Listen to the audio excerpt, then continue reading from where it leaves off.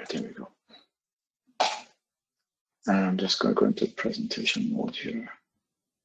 All right, can you see the screen? Okay. Yeah, looks good. Yep. I've got a green, some kind of green box around things. I hope you don't see it. Maybe I don't know why that is, but hopefully. No, that's why that's what you're presenting.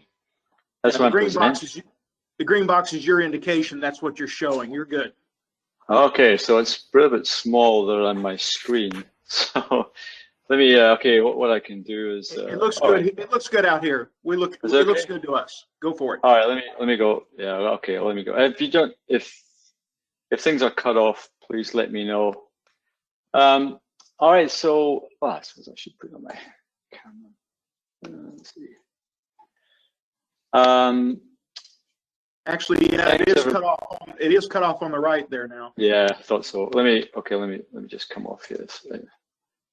So it's in. I hope you can see that. Okay, I'll just skip a few slides. But anyway, thanks for the opportunity to present this stuff. Now, those of you who don't know Keysight, perhaps may be more familiar with our historical couple of names in the past. We started off as HP. I'm old enough to join. When I joined, it was HP, and Bill and Dave, many of you probably know in the test and measurement world. But Bill and Dave founded HP back in '39, and essentially, Keysight is kind of going back to the roots. You know, HP grew, went into computers. Now everybody knows HP as printers and peripherals. And then we changed the name to another name called Agilent Technologies. That grew, and Agilent, and then we split again to form Keysight, and Agilent went through DNA sequencing and genomics. And so what was left, if you like, is Keysight, which is kind of back to where Bill and Dave started. So we've got a lot of DNA, if you like, back into the test and measurement world. But that's kind of who we are. And surprising to me, but maybe not for you guys, I have to still explain who Keysight are, what we do, and they go, oh yeah, I remember an HP spectrum analyzer. I used to use those at college or whatever. I go, yeah, well, that's kind of us. We've got a couple of names changing, but anyway, that's kind of who we are. And over the years, we've certainly grown and embedded ourselves into the heart of many innovations around the world. And we regard ourselves at the heart of the digital revolution, if you like. But relatively new is this little circle here called Automotive. You know, the automotive industry has been a part of, I guess, HP and Agilent and now Keysight for a while, but it's been a little bit not peripheral, but not a main strategic direction or intent, but it definitely is now. And for the past 5 years or so, this automotive business unit, which I am part of, and the team that many of you know from the testing side are part of this automotive business unit. So it's certainly part of that. But you know, we of course we've been in wireless seems forever, and a lot of the knowledge and experience we've got in the wireless world, cellular communications world, we pull into the automotive comms and aerospace defense, such as radar and satellite stuff. So it really seems that IoT, you know, the automotive is the ultimate platform, it would seem these days. But anyway, that's a little bit of background where we are. Now, if we go into Cellular V2X, this is our solution. Many of you may have seen it at Plugfests. It's based on a test set that we call the UXM, and in particular, this UXM product is a 5G version. We have a 2G, 3G, 4G version. Now we have a 4G, 5G version, if you like. And we developed the CV2X solution based on the 5G ready platform, just because of the direction of travel.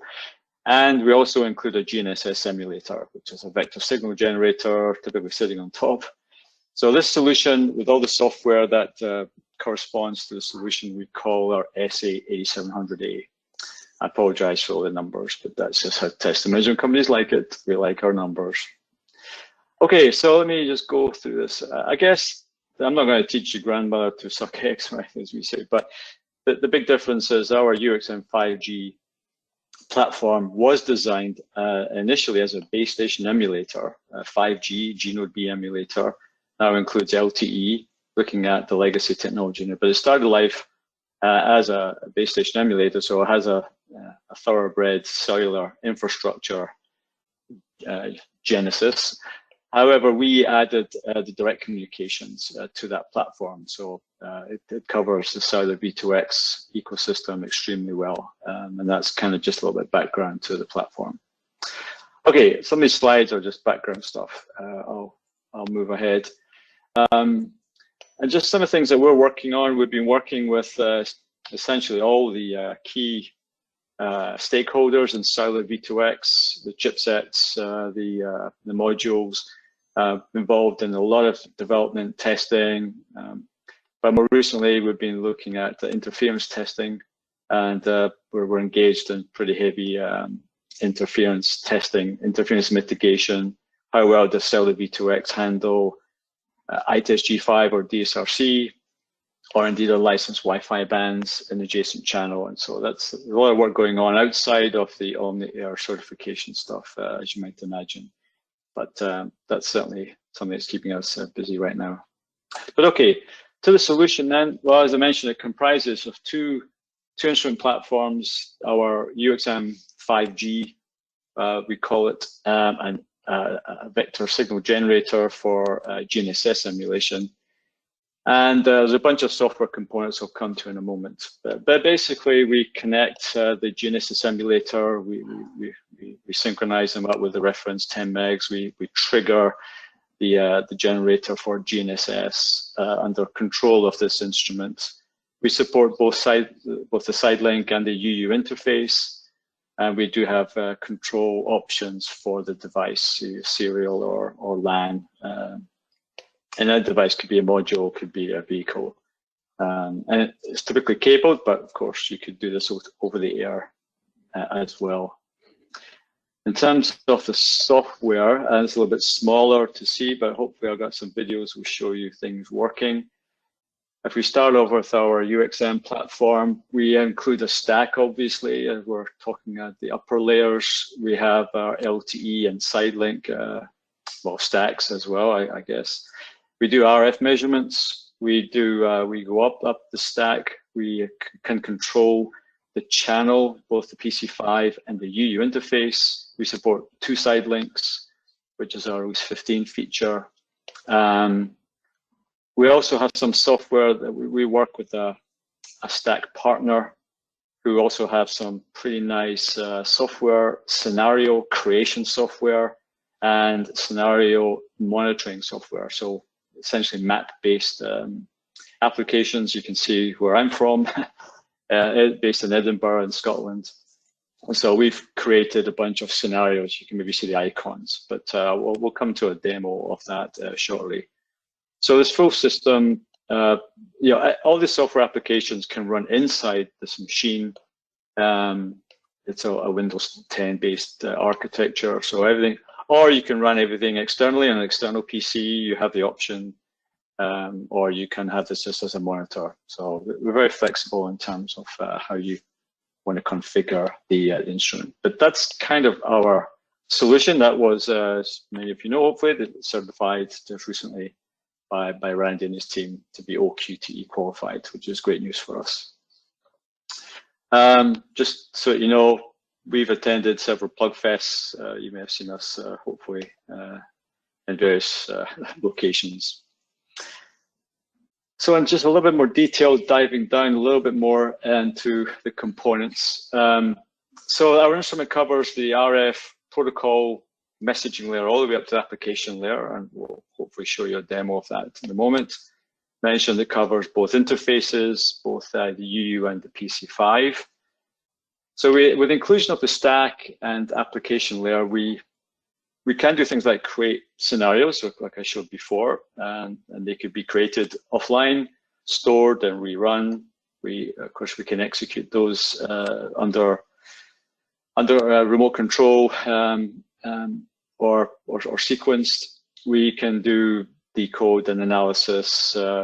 We store all these logs of device performance. We can look at them via Wireshark for post-analysis and report writing and report generation. And we also have this congestion test, where you can see a little diagram here, where if we have a scenario of a couple of vehicles at a junction doing something, everything works great, that's good. But you know, when you congest PC5 link, maybe things don't work quite so well, and we can and hopefully I'll show you a demo of that in a moment. Yeah, I think we've mentioned the GNSS simulator as well, and then the various applications that comprise the solution. At the moment, we support release 14 and some release 15 features to test. And of course, we're looking at release 16 and beyond, given it's a 5G ready platform. And so that's something in our roadmap that we're looking forward to seeing how that develops. I think we've touched on this. You know, we have what we call cross-domain or multi-layer analysis or insight, all the way from the physical layer. You know, because we've seen, and certainly at Plugfest, when the RF doesn't work, everything else doesn't work. You know, and we've seen some problems with RF, and gladly we've been able to help out some of the RF problems at the devices, and then the upper layers work quite well. So it's very important to get insight. You know, if you tweak something at the upper layers, then something may happen at the lower layers, and so it's important to see this whole cross-domain because they're very interactive. And so our instrument allows you to do that. Okay, and so the key features perhaps is you know, to meet the goals for quality, performance, and safety and certification now. You know, we hopefully simplify the RF and the protocol measurements with a pretty nice, what we think is a pretty nice graphical user interface. We emulate GNSS, but also we can leverage real sky. So if and as Randy's mentioned a couple of times, you know, wanting to test devices under real sky situations, you know, we do support that. So we have the option. If you have a moving scenario, you need to have a simulated GNSS. But static scenarios, or if you want to have a single reference, the real sky for devices, and I'll come to that in a moment. We can support that now. You know, we utilize our 5G platform, so we're feature ready. We believe today we have release 14, 15 features. We're now certified by OmniAir, and we also have GCF validated test cases through GPP test cases. So we have a more traditional conformance test solution as well. I think I've covered everything here. I'm going to just move on. And then, yeah, as I mentioned, we were actually the first test measurement company to achieve GCF validated test cases. And so for RCT, radio conformance test, we have the most validated test cases. For PCT, protocol conformance test, we are equal with other of our competitors, I guess. There are only 4 PCT test cases validated, and we cover them as well. The great news, we've qualified for OmniAir. So again, I don't mind showing that 1 or 2 times more. Just for clarity, the GCF validated test cases, some of the test cases for GCF require microwave frequencies. Oh, sorry. I'm sorry, someone's speaking. Could they mute their microphones, or maybe Kate mute everybody's, but Bill's? Yeah, thank you. No, it's fine. So that happens. It's fine. Yeah, just for clarity, some of the GCF validated, some GCF test cases require microwave measurements, spurious up to 18 gigahertz. And you know, our OmniAir, if you like, equivalent setup only goes to sub 6 gigs. If you wanted the microwave extensions for the out-of-band spurious, you would need our full-up system, includes microwave blocking signal generators and microwave spectrum ads and so on. So the option is there for you. Okay, back to this OmniAir certification. So our software suite comprises of, under the SA8700A, we have 2 software suites that, or 2 software products that handle the test cases. We have our lower layer test cases, over here. This is actually this is the I guess the 36521 equivalent RF physical air test cases. We have this product, and for the upper layers, we have the 8722A, which tests the J3061, 69.2, and so on. So the upper layer. So it's actually two software products that you need to complete the test cases. Okay, so what I thought I would just show you a quick demo of this in action. So we're going to show a couple of things. We'll just quickly show you the physical air test cases being run with our what we call RFA radio frequency automation software product, the lower layers, physical layers, and then up in our test automation platform doing the upper layer. So just a quick flavor of what they look like. And then we're going to go into a little bit more interesting, perhaps visually anyway.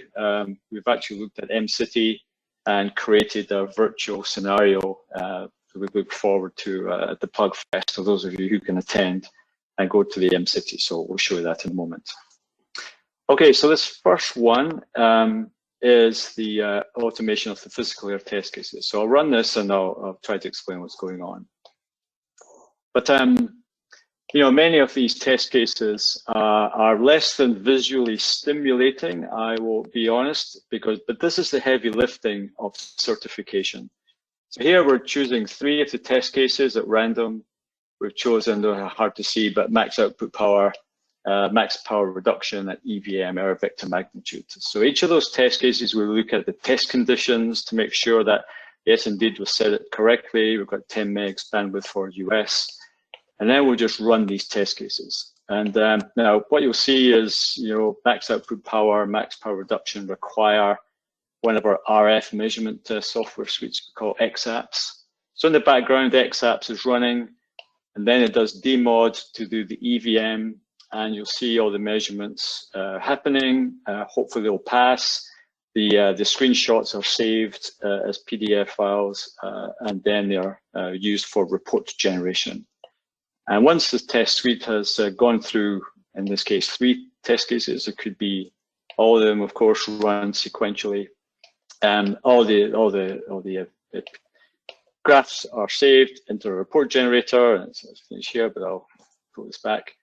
And you can see of these 3 test cases, they've passed, and all the data corresponding to these test cases are logged, and that data will be produced in terms of the test report for the device. Okay, it's pretty fast. I will admit that these test cases do take some time. I cut quite a few minutes off the video because, again, it's less than stimulating. However, in test labs, they would run these things, go and do something else. These are specifically designed to be automated, run in the background. But suffice to say, if there's any failures, these will be caught and alerts will be produced. But in this case, the device we're testing passed at least these 3, and everything looks good. So you can see at the beginning, maybe just show you, these are all the test cases in the physical air test cases that we support, and it's just a matter of ticking each box, adding them to the sequencer, and they will be run through. So you can choose to set them all or several, or rerun a few, depending on your requirements. Okay, so that's the RF, or the physical air testing. I'll do a similar for the, I just chose 3161 /1. So here is a little bit of a different look and feel. This is a different software platform, but again, similarly, you can see the test cases on your left-hand side. We've ticked the boxes at the ones that we'd like to run. Again, you'll see in the background our XApps looking at the carrier. You'll see the carrier moving around depending on what test you're doing. This is controlling the device. It's a Roadrunner from Qualcomm. So you can see the some of the control parameters such as GNSS lock all happening. You see the test progress of these bars running through the test cases that we've chosen. You can see the transmissions from the device and the data throughput graph in the top right. Again, while we're controlling the device to run through, it's hard to quite see what test cases we've run here. But again, hopefully we'll run, you can see we've got passes of 3 of them as we continue to run through I think the Send BVO1 test case. So we had 6 test cases running in this particular little clip. Oops, finished. And as you can see, again, in this case, happily, we've got passes for all these particular test cases, and all good. Again, all the screenshots, data, logs will be saved and could be post-processed and analyzed offline if you so desire. Okay, so that, and then this is, so very similarly, we cover all the other test cases and the other test suites, such as 2735, 69.2, 2945, but I thought this very similar look and feel. Keep it interesting. Hey, Bill, this is Randy. Hey, Kate, I don't see Spyron on the phone. Are they going to be joining us in this hour, or does Bill have a, or does Bill really need to rush? I don't think that Bill needs to rush. I emailed both Dirk and Alon and have not received a response yet. So okay, so Bill, why don't you do what you would like to do here? Yeah, right. Okay, I'll take that. I think you got some more time. Thank you, thank you. Yeah, I've only got just a few more minutes clips to show. Then we can maybe take Q&As. But thanks. I forgot time was going on. Okay, so MCity. So I don't know if those of you who were at one of the Plugfest in Malaga.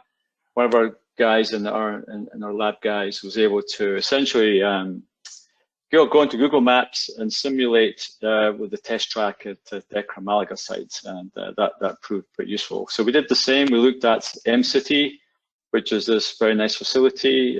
I've never been. Unfortunately, due to travel restrictions from the UK, I'm not able to go this time, but maybe sometime in the future. But it's a very nice facility, and there's some pretty nice online demos and videos of what's going on in MCity, including a roundabout. I thought it was just a European phenomenon, but there seems to be roundabouts, which is really interesting. Okay, so what we've got here is, I'll just maybe show you this, try to describe it. So here on the left-hand side, we've got our scenario. I'll just pause it. We've got a, scenario creator. This is our, what we call scenario creator, imaginatively enough. So you can see this is the roundabout, I think, that you saw, and there's a couple of roundabouts. There's a bit of a highway simulation or highway categorized piece in the test track over here. And you can see these little symbols. It's a bit small, difficult to see perhaps, but you can see we've got these little symbols with waypoints and a kind of line joining them. So what we've done is we've created essentially 2 vehicles, one being the host vehicle, and another one being the simulated vehicle. In fact, there may be a couple of simulated vehicles. A couple of RSUs, you can see map and spat little symbols here. So we've got a couple of RSUs, we've got some vehicles doing stuff, driving around.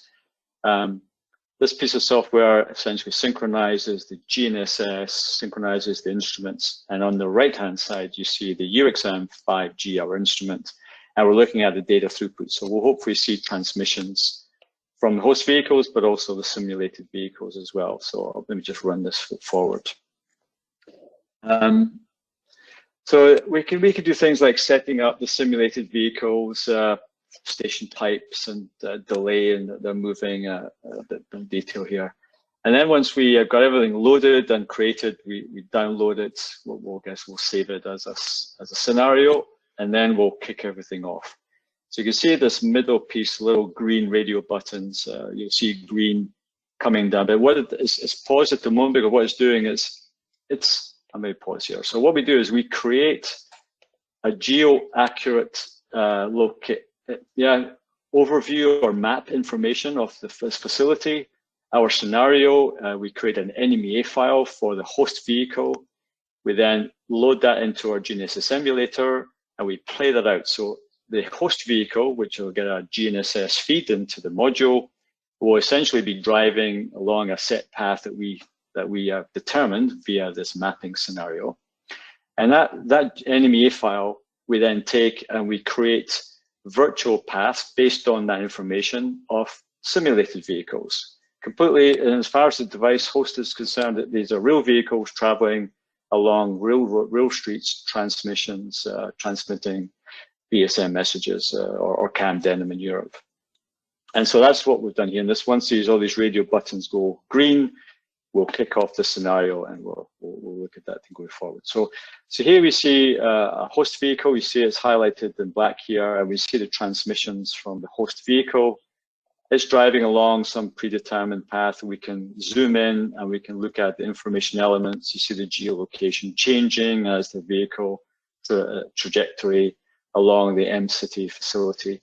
Now, 21 seconds later, which you may have missed, this other vehicle starts moving, and you'll see it's going to take a right-hand turn, and there's going to be a pretty close call miss between the host vehicle and this other vehicle. So we may be looking at proximity warnings or so on. Now you can see we've got now transmissions from both vehicles being detected and an uptick in the BSMs, so we look forward to that. And now what we're going to do is we're going to look at congestion testing. So we'll do a kind of similar type of route, but this time we're going to fill the channel with hundreds of other vehicles. And again, we'll take the host vehicle, the one that we created in the file. We'll take deltas from that to create these other interfering vehicles. And then you can look at the throughput. Now we're looking at the transmissions of all these vehicles. But now we've really filled up the channel. And so we'd be looking for testing the vehicles. Does it receive and transmit as it did when there was only two vehicles in the scenario, in the presence of several hundred other vehicles? And what we have found is that that does provide a decent stress test. And indeed, we've found some problems that we've passed on to vendors. As you can see here, we can look at the transmissions from all the other vehicles. They could be whatever we want: bicycles, vulnerable road users, police, ambulance, first responders. We can determine the nature of these stations and have a look at those. And I think this runs to the end, and we'll turn everything off, and the vehicles disappear. And we're kind of back to the end of the scenario. Okay, that was all I was going to show. I think that's the last one. That's right. Okay, anyway, that's a quick overview of our solution, from the components to the certification stuff that we do for OmniAir, to maybe more interesting simulation at the application layer, and some of the things that we can do with congestion for stress testing. And I went over, but hopefully it's not too bad because I'm not here. But I'm happy to take any questions or any comments, and thank you very much for your attention.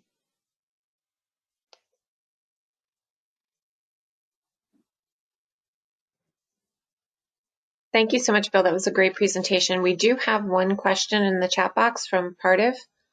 Do you want me to read it, or Pardiv, do you want to just ask the question? Hey, Pardiv. Yep, no, I see it here. How many simulated vehicles can be added? What's the upper limit? What we do, Pardiv, is we actually fill the channel. So, because our UXM 5G has full control over our resource blocks in the, well, it'll be 10 megs or 20 megs channel, we can then fill that channel. So we can have up to 500, 750, something like that, stations in the channel. We haven't actually tried this.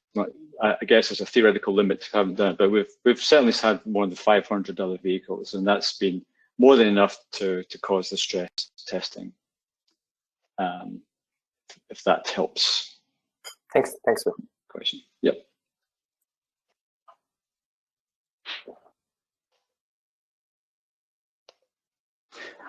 Okay, well, if there's no other questions, I'll pass back to Randy, but people can get in touch with me. You certainly feel free to contact me. It's bill.mckinley@keysight.com, or I guess, Kate, if you could kindly pass on any questions that may come later, I'd be happy to respond.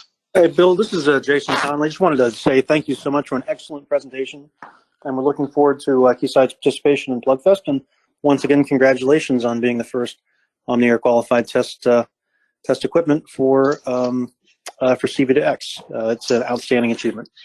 Yeah, thank you very much. Yeah, we're looking forward to attending too. It's a shame that my team here and I are not able to come this time, but hopefully things are improving, at least in most places. So hopefully we'll get a physical presence together at some time. But we're looking forward to it. We're preparing our team in the Novi area with equipment and training, and we'll be remotely dialing in and help as much as possible. Well, we're looking forward to seeing you guys sometime soon.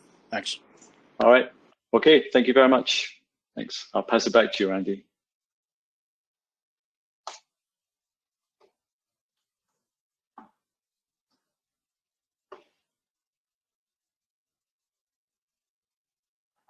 Thank you very much. I don't have anything else prepared at this time. We do have our application working group that meets at top of the hour. We do want to take advantage of the MCETI track and the June Plugfest for applications, a great place to start developing and trying these applications in order to put us in position this fall to do a final run through the fall Plugfest. So a lot of this work can actually be implemented into an application certification services scenario. So we appreciate that. We have about 20 minutes here before that meeting. Is there anything else we'd like to bring up here? I do have a slide on the FCC 5.9 rule that came out. Actually, it wasn't available last night, but it is on the Federal Register this morning. So did we want to make any use of this time, or would like to call the meeting closed so some people can get a short lunch before the next call? Randy, two things. One, we have council preparing a summary of the first report in order, and it's really a small modification from what was published in November. I think the key dates is to keep in mind is it becomes effective July 2nd, published yesterday in the Federal Register. I'll try to put something in the chat box if we don't close down the meeting, and but look for that circulating shortly, and I'm happy to summarize for anyone who has questions about it. But the other thing is, and I know I joined the meeting late, but what's become of the Spirent presentation? I know that was scheduled for today as well. As that now postponed? It appears it's postponed to a future date. So. Okay, got it. Very good. We'll be looking forward to that. And then I guess one little announcement for everyone that Laszlo Verg from Consignia will be our featured speaker for our May monthly membership meeting. So we'll be talking about some of their work on vulnerable road users, especially motorcycle users. And I know there's a consortium in Europe focused on that, and they've been very active there.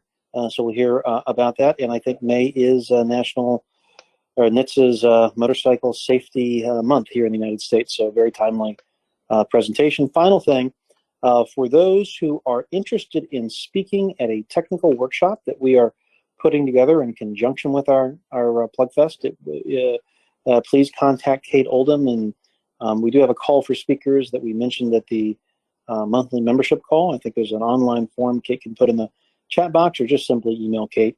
If you're interested, it will be a virtual workshop, and we're putting those panels together right now, so more details to come.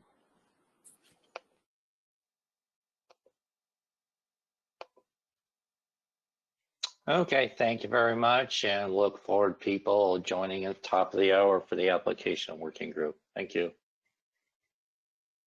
Thank you.